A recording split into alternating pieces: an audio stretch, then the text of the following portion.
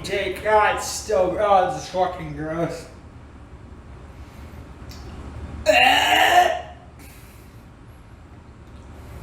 God, it's fucking all over me. I got margarita. I got margarita all over me. Fuck!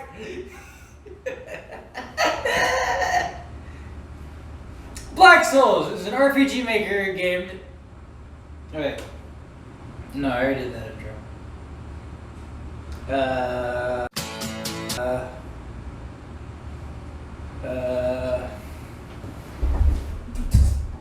Ow.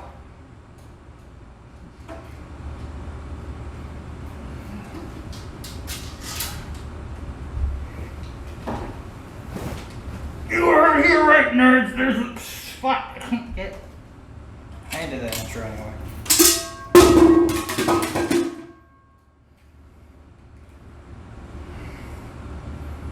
Let's just talk about,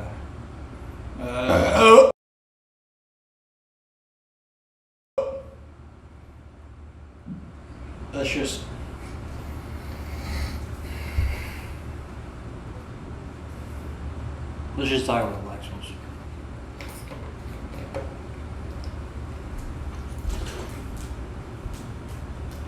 It's still gross. Let's talk about Black Souls. Something that I rarely do on this channel. I totally don't force all my friends to play it and talk to them about it non-stop. Side note, me saying those three takes, that wasn't a joke. I drink a lot of that fucking margarita. Anyway, with Black Souls 3 being announced and it being confirmed on Toro's blog that it will be the last in the series with 2 spin-off games beforehand and to be more or less practice for the big event. There's a lot of hype and expectations going on around in the small little Black Souls community over Black Souls 3. We're all excited and waiting for it. Some other things that correlate, hyped, something like that. I fucking smell like margarita. With there being huge advancements between each games, everyone's a little excited. I mean, let's take a second. Let's compare Red Hood's Woods, which is very obviously baby's first little baby game, little rinky-dink, little fucking... I mean, not that I could do it any better, to be honest. To fucking Black Souls 2 DLC 3 being... Whoa! Holy shit! One of the best video games experiences of the... when did Black Souls come out? Black Souls 2 came out? I don't... Of the decade. So, it's safe to say that all eyes are on Toro at the moment, and of course his many trips to Disneyland. Now, I could go on and on about all my thoughts and theories and fan fiction about Black Souls 3 and the story or a situation, but we could be having a Star Wars sequel situation, and I mean, we all know how that came out, so we're not going to do that. Today, we're only going to be talking about the gameplay side of things.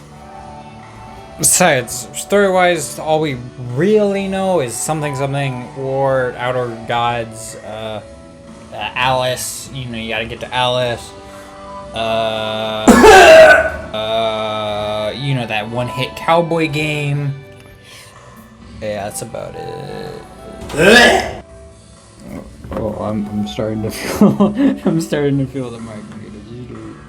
Starting to feel just a little bit. My personal little headcanons of the real world taking place like pre or during World War I and Grim and Alice both dying, being the true ending, and Grim also somehow being the final boss aside. Look, we'll get to that part when we get there. Now, while I do feel a good kindred spirit with our little Koichi lover in terms of story and writing on all that shit, only he really knows where it's going, so it's not really worthwhile to talk about that. So we're only going to be talking about what the influence is in the gameplay, what he could add, what he might add, all that shit, all that stuff. Black Souls 2 is almost a straight improvement of Black Souls 1, and Black Souls 1 is almost a straight improvement of Red Hood's Woods. Man, this isn't fucking fun. Drinking by yourself is not fun. I'm in a fucking closet drinking shitty fucking margarita because all my friends went out to the beach. They said they'd come up here, and the damn microphone's getting stuck on shit. The beach buying shitty margarita and Jack Daniels and Twisted Tea, and they said they'd come up here, we'd hang out. They haven't fucking come up here. My roommate's gone and hanging out with his parents because he likes them or some shit. I smell like margarita. I threw up a little bit off camera because it wasn't a joke. I was drinking a lot of that margarita, I'm gonna be honest. Half the shit I've been saying isn't even on script. Wandering around in this stupid tiny fucking closet. I'm gonna drink all that fucking bleach after I'm done filming this. Just so I can finally explode. There's enough booze and fucking pre-workout in this apartment to kill 30 people.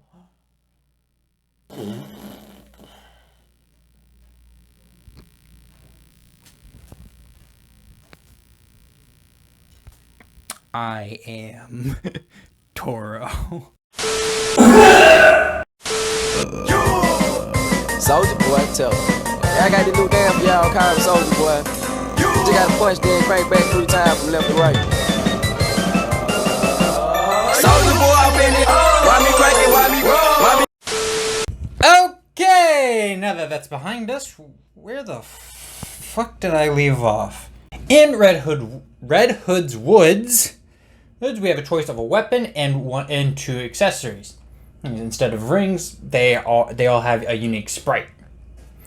In Black Souls 1, we have a choice of weapon as well as 4 accessory slots. Well, except this time they're not accessories, they're rings, all having either a silver ring or a gold ring. Sometimes they're like a little splooshy or splashy, or a little sprite.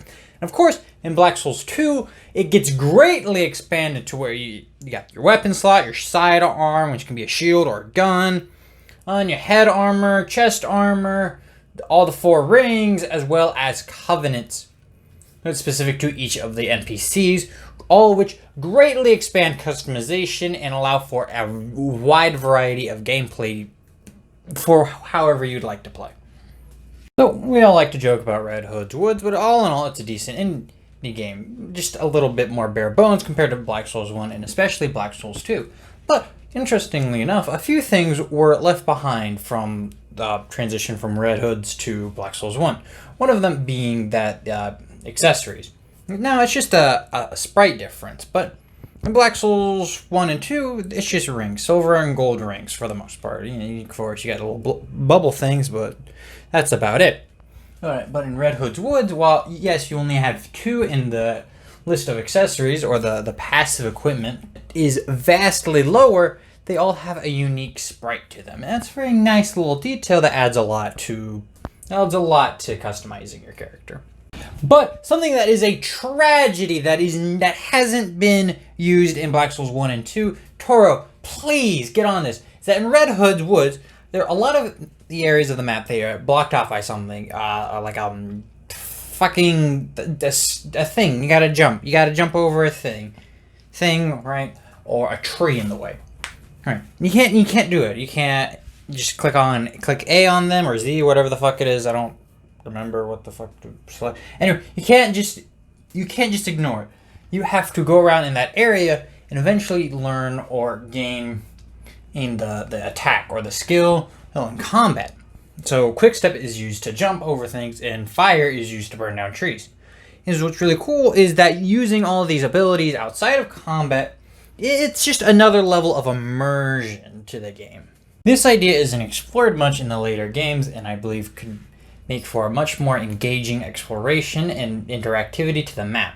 Now, while a lot of the exploration is inherently interesting due to the environments that Toro makes, whether they're just completely weird or slight twists upon very well established tropes, if you peel back all the aesthetics behind them, you're just wandering around. Aside from the one tree you knock over in Black Souls 1 in the very first area you get to explore. And I believe that blocking off certain areas of the map till way later, till you get a certain skill or even a whole later cycle, will add much more intrigue and will keep you on your toes for the later parts of the game. In Black Souls 2, for example, exploring the early parts of the game, exploring is completely different from endgame, where you know the map by heart, you know all its little secrets in great detail. Blocking off certain areas of the map would help add more intrigue and a bit more immersion, since we're not using our abilities not just for combat, but also for the overworld purposes. Now, yes, Black Souls 2 is almost a complete upgrade from Black Souls 1. There is one major thing missing from Black Souls 2 that was in Black Souls 1.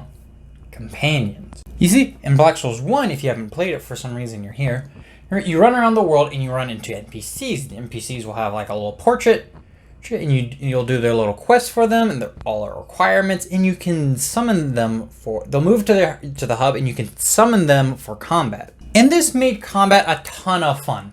As you can summon up to 3 companions, making a classic JRPG party of sorts. You're juggling all these 3 companions, extra party members, all that. And some of them even having extra turns. So you could create all these complex and interesting strategies, and while, yeah, it made combat a lot easier, I think it's traded off with having combat being way more engaging overall. Well, and of course you could just not summon them. But in Black Souls 2, you get 0! This isn't exactly true, but they are very few and far between, as companions, quote-unquote, in that game only show up for certain boss fights, and you can't control them. They work more like summons from the traditional from Dark Souls. But if Persona 3 has taught us anything, non-controllable party members aren't very interesting. Just ask all the people who got filtered by this in all of the playable party members mods.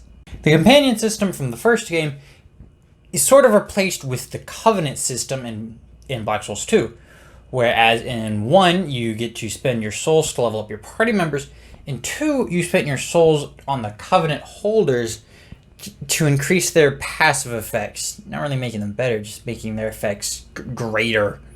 So, for Black Souls 3, I think it'd be neat if the companion system returned, as well as incorporating the Covenant system with it. So while you can level them up like normal, making them stronger in combat and getting more skills, they have to pass a certain level threshold in order to increase that Covenant with them. This could help make us feel more personally involved with our party members than just having them kill things for us. And it can have party members that aren't so useful in combat have much more useful Covenant abilities. This all will help make us feel more personally invested into them, make us like them more. So we'll all have the benefit of, well, as we know Toro, he's going to brutally murder them or show us for some reason why it was a bad idea for our jaded little weeaboo hearts to fall for all these anime characters.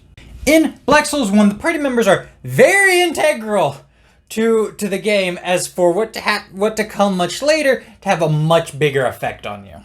A semi-popular idea, or at least as popular as you can get, is having events or something of similar nature for the party members, and help them flesh them out a bit more. Give them quests, have them interact with the other characters, make them more of a fully fledged character. Of course, everyone has their headcanons, and how does fucking Elma? How does Elma cope with her family being fucking dead? Does Jean and Catherine, do they become friends over their faith? How do they feel about all that? Dorothy, bro. Alright, but that's enough about talking about what Toro's already done. No more talking about the past. For now, let's talk about the future.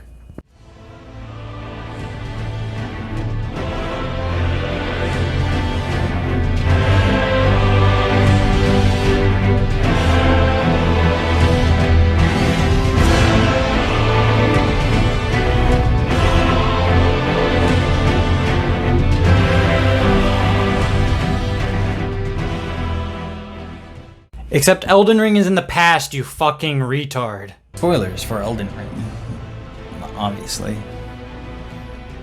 Elden Ring. It's the hot new thing everyone's talking about, or at least was by the time of writing this. Fuck it, oh well.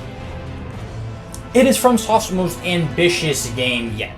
And whether you love it or hate it, there's no denying that it is very popular. And, as we know, our little shrimpy boy, he likes Elden Ring. He likes fucking FromSoft.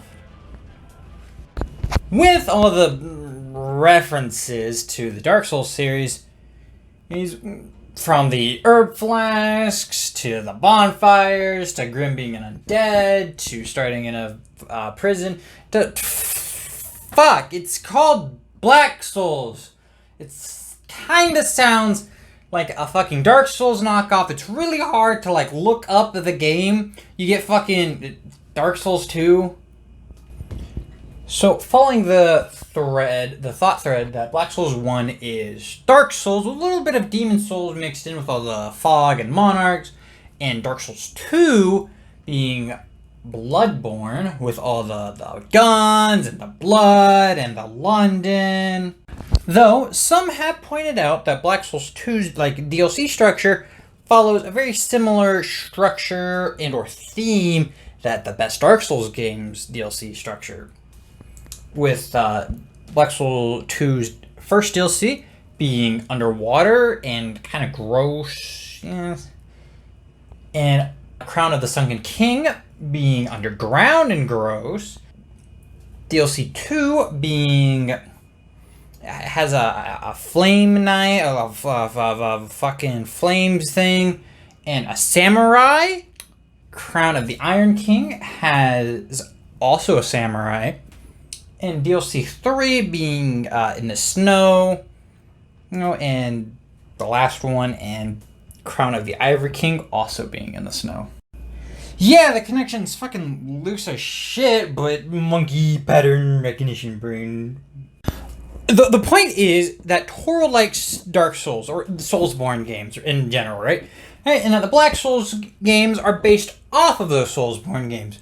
So, unless Black Souls 3 is going to be fucking Sekiro and RPG Maker, here with fucking ninjas and samurais and shit, it's safe to assume that Black Souls 3 will be heavily inspired by Elden Ring. So, looking at Elden Ring, we can assume, based off what Elden Ring brings to the table, what Black Souls 3 will try to implement. And what are the biggest implements of Elden Ring brings to the Dark Souls formula? That's right, you guessed it.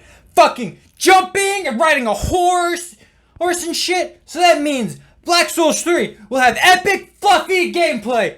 Whoa! And jumping and shit. It's gonna be great. We're gonna ride around on the fluffy all the time. It's gonna be a big open world, fucking next gen, AAA.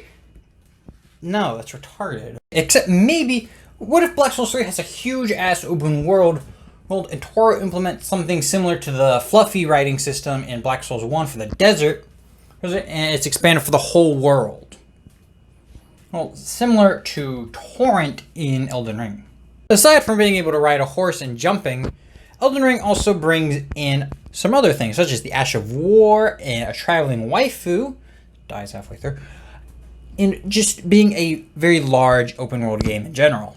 So trying to implement something like the Ash of War system in Black Souls could be, I don't know, maybe taking unique weapon properties and abilities used from said weapons and implementing them and trying to like put them on different weapons. It's not the best idea because that kind of just makes, it just kind of like ruins the uniqueness of weapons. So that's a bad idea. A better idea. So Elden Ring, especially in the beginning, you are faced with a very hard boss, Margaret. Very hard. He's a big old fucking curb stomper. So you are encouraged because of this very hard boss to go around and explore Limgrave to the best of you can, and gain much new powers in weapons. So in order to face him and do a much better job, Black Souls 3 could do something very similar to this, as having these bosses, maybe fewer bosses, having they'd be really difficult. Well, and you're encouraged to go around to, well, all right, boss really hard, so you go out into the world, explore more, or collect items and resources and level up in order to go fight the boss.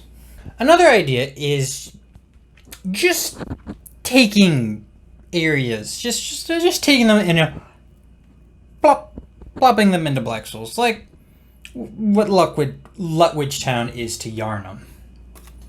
Now, all of Elden Ring's areas are already otherworldly and a bit strange, with all, yellow trees and shit. And since Black Souls already has a lot of these aspects to them, they could fit very well. Well, and since in Black Souls 3, it's very likely we're going to be fighting some sort of fucking Eldritch God War, or at least a lot of room to add in all of these almost surreal areas to the world. And of course, Black Souls is already a bit insane. So, all you have to do is look at Limgrave or something, fucking slap in some blood, some fucking anime girls, create and just fucking madness, and ta-da! Elden Ring holds a lot of areas that are great for inspiration. Look at Caelid, for example. Caelid looks like it would fit perfectly into Wonderland, right next to the Pond of Bloody Tears and the Mushroom Forest. Of course, there's also Limgrave and Leda with a kind of like yellow tint they have to them. And all the ruins, and much later on, ashes. Like, all these work great for Black Souls 3. So, walk with me. We're going to go on a little bit of a spirit journey. So, just take a second. Let's imagine this. It's the start of Black Souls 3. We've just gotten past the intro cutscene, and we're about to be thrown into the vast, fucked up world that is Black Souls. We've had starting areas before, or a stereotypical fortress that led us to have a false sense of familiarity and security with the setting, followed shortly after by a forest. Very typical starting area for many of RPGs. Now, a forest is a very stereotypical, and some might even say generic way to start a video game, or a story in general. Just look at all the whole Zelda franchise has made, well, a whole franchise based off starting in forests. And forests are very simple to do. In fact, you yourself, you've probably been in a forest. You have a sense of familiarity with it. You know what to expect with a forest. At the very least, if you haven't been in a forest, you've at least seen one. It's not hard. There are squirrels, green trees. But this time around, the forest is a bit different. It's a bit off. There's trash everywhere, and it's filthy. It's even called the Forest of Abandoned. And on top of all of this, there's a sign. The sign says, encourages even for you or anyone to just go ahead and throw away all the stuff they don't want, they have no desire for. It mentions even children. All of this is to help set up the kind of pull under the rug that Black Souls 1 has later on, with it being a quote-unquote a generic Dark Souls clone, only for it to much later on shatter all pretenses and reveal to be its own truly unique thing. Or, you know what, how about we just forego completely all the subtlety of using the familiar and the unfamiliar, and how about we just fucking slap the player in the face? With chaos and madness and blood up to our knees, using a completely unfamiliar setting. There are rabbits eating corpses. There's a very short-looped, energetic, upbeat song playing. Immediately, we're in an unfamiliar scenario and caught very off guard. So, here's a new scenario.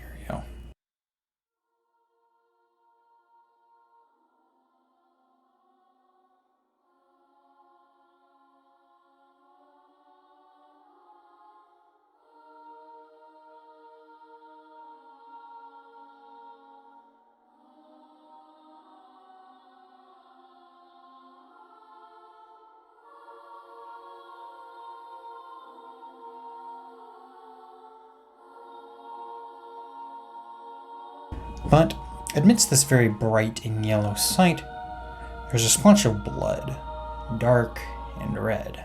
That's fine, though. There's just the one. But then there's another. And another.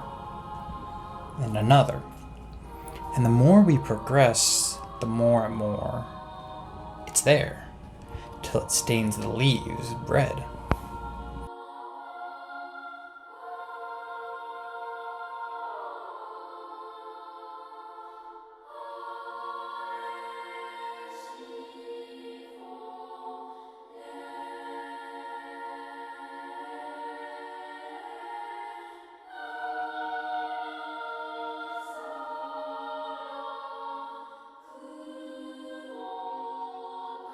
Yeah, look at me putting my DMing skills in a video. Now if I can just use my abilities to pretend to be a normal functioning member of society and my Hoi 4 and Ace Combat LARPing skills in a video, I think we'll be all set.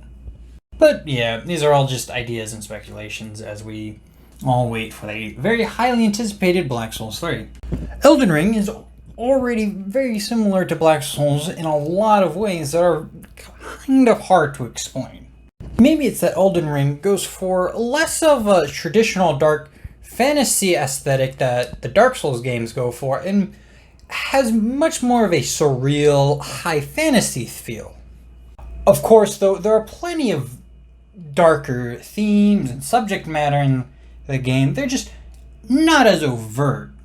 While Black Souls, I wouldn't really describe as a dark fantasy. Black Souls 1, maybe only in the beginning. But Black Souls 2... While Black Souls 2 just so happens to be a fantasy game that is dark, I'd say it has way more madness and schizo energy to it. While in Elden Ring, instead of fighting knights, you fight fucking lobsters. While that fight against the wizard bitch in Rey Lucario, that is way hashtag Black Souls energy, hashtag Black Souls aesthetic, hashtag Black Souls core, as they say. But as I am not entirely sure of the limitations of RPG Maker, I'm not 100% sure how ambitious I can make this video. Cut that out. I could go on and talk about how to fit the themes and the feelings, really get you to feel like you're playing Grim. The combat should be more aggressive and brutal. So just throw in, Persona 5's mechanic of I press the button and it does the thing instead of going through a fucking menu and clicking the thing. Or just fucking throwing in Bravely Default's a fuck you, I have 4 turns now. We can only give ourselves as many turns as we fucking want. Oh, imagine for each turn, I think it's 12 actions is the max you can have in Black Souls 2. Imagine you put in the Bravely Default's Brave and Default mechanic, so you get 4 extra actions per turn you have. It's fucking stupid. Personal note to Toro and only Toro. Everyone click off this video. This isn't for you, or mute it, or skip ahead. Toro, please don't remove that feature. I want to be able to smack a bitch 12 separate times with my attacks hitting 7 separate times. Don't remove that. That's really funny. Moving on. Or add in Lisa's painful, sick WASD moves. Click those fucking WASD keys to do combo moves in my turn-based video game. That'd be fucking stupid. Because Grim isn't a martial artist that uses combo moves. He uses a fucking sword. And a gun. I'm retarded. Don't fucking listen to me. I'm also not a fucking game designer. The most experience I have with game design, despite, wanting to dabble in it a little bit myself, is watching fucking extra credits in middle school. And of course being a DM for like 8 years. But that's it. I'm not a fucking game designer. I write stories in schizo videos.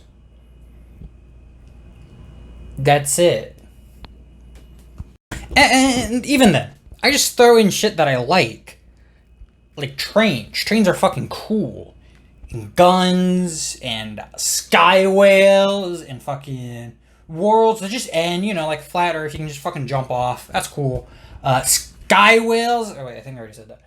Fucking gods, beyond gods, and reality breaking shit, and like sins against fucking humanity and shit. Fucking Nier and Fire Emblem and planes. Wait a minute. Oh my god.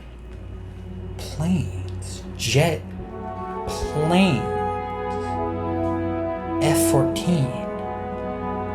F-15. F-22. Top Gun. Maverick. Ace Combat. Oh my god, Toro! Fucking forget everything I just said. Whole video, scrap it. Edit fucking jet planes. Fucking go pew pew pew pew. Vroom, danger zone. Add that. Fuck being a schizo knight. I don't want to be a schizo knight anymore. I want to be a fucking jet pilot. I was born to be a jet pilot. According to Ace Combat, I'm the best fucking in the world. My script just says to laugh. Just says ah ha ha ha ha ha ha ha ha ha ha ha ha ha. I don't remember why it says that. I'm gonna be completely honest.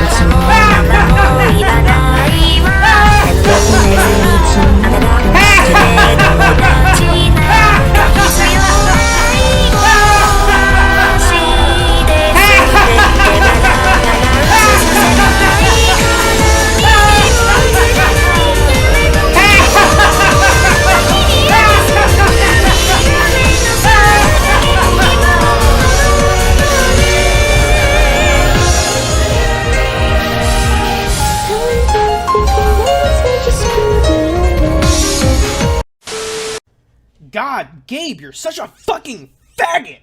Please, kill yourself!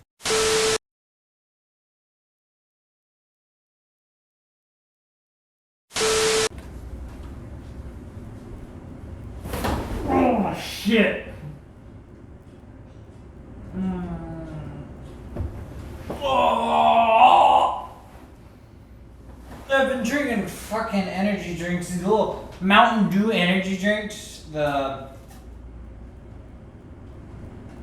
ones with the lions on it? I forgot what they're called.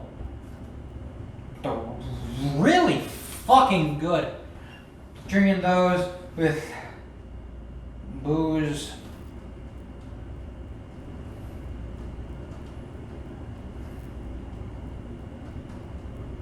This video is a fucking mess. I wrote like a lot.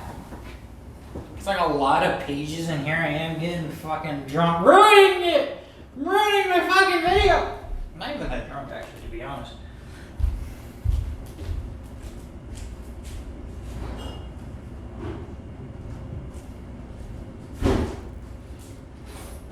What I'm saying is I'm full of fucking margarita and caffeine and high PCP procrastinators podcast energy. We are high dragging energy because I'm alone. There's no one else in this fucking apartment. There isn't even neighbors over there, I don't think. I think they moved out. Fucking shit tastes awful. I don't even want to fucking drink it. See, I don't even want to drink this for a bit. It tastes like fucking shit. Ugh. This is both a terrible idea and a really funny idea. Yeah, because of course I'm very much so off script. This is like a normal video of the script. It is completely normal, honestly. It's actually a really good script that I've been working on for a while. That's why there's been no fucking videos coming out. Because I've been using my brain, my big boy brain.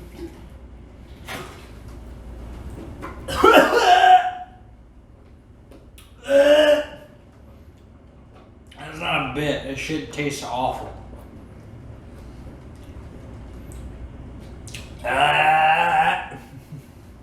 Tastes like shit. It tastes way better because I've had it in the refrigerator all weekend.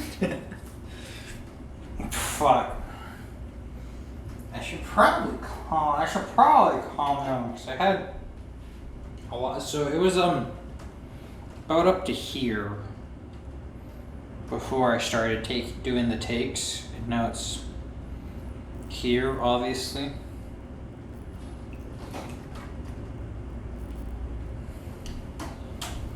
Oh, it's just supposed to be a normal video. What? And I just started. This is supposed to be a normal video. I'm talking about Black Souls and fucking that one game. It just came out. Shit. I haven't read the script. Let's see. Can I do it off the top of my head? So, Black Souls 2 is an improvement over Black Souls 1. Black Souls 1 is an improvement over Red Hood's Woods. Those Red Hood's Woods actually has a lot of interesting ideas. One of them isn't an actual idea. They're accessories. So in Black Souls, the accessories are silver and gold rings. Right? You know, kind of simple because it's Dark Souls. In Dark Souls, it's you wear rings. In Dark Souls 1, you wear 2 rings. In Dark Souls 2 and 3, you wear 3 rings. No, you don't fucking read. In Dark Souls 2 and 3, you wear 4 rings. Very cool. But in Red Hood's Wood, you only wear 2. You wear 2 accessories, not rings. They have their own unique sprites and shit. That's the best part, is that they just have their own unique sprites. They're not just rings. Sometimes they're like little brooches. Sometimes they're rings, I think. I mean, in Dark Souls 1 and 2, you have the little like Sloopy and just Spishy. Those things suck. I literally never used them. Not canon, not real. This isn't going to be a fucking video. Another interesting idea that Reds had is all these skills, not all, but most of the skills in the overworld, you can use them in the overworld to pass certain obstacles. That was pretty cool, actually. And probably, I think this is the best part of the game. Otherwise, the other game's kind of like Super Mario. You jump through mirrors and shit and go to different levels.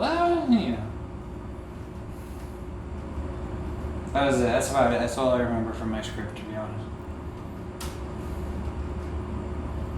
Yeah, this doesn't go into the fucking video. Jesus Christ. This is going in like the end, like bloopers.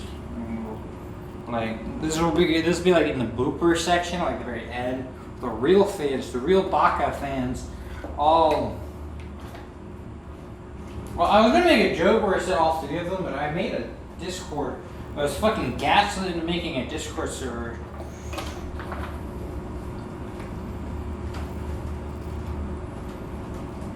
Let's.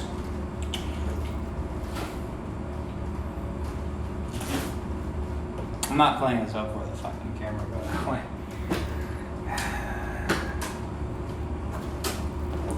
Oh! I want to drink more of this, but I know I really shouldn't. Because there's no one else that doesn't work. I'll film the rest of this video tomorrow when I'm gonna film the rest of this video tomorrow when I'm fucking sober.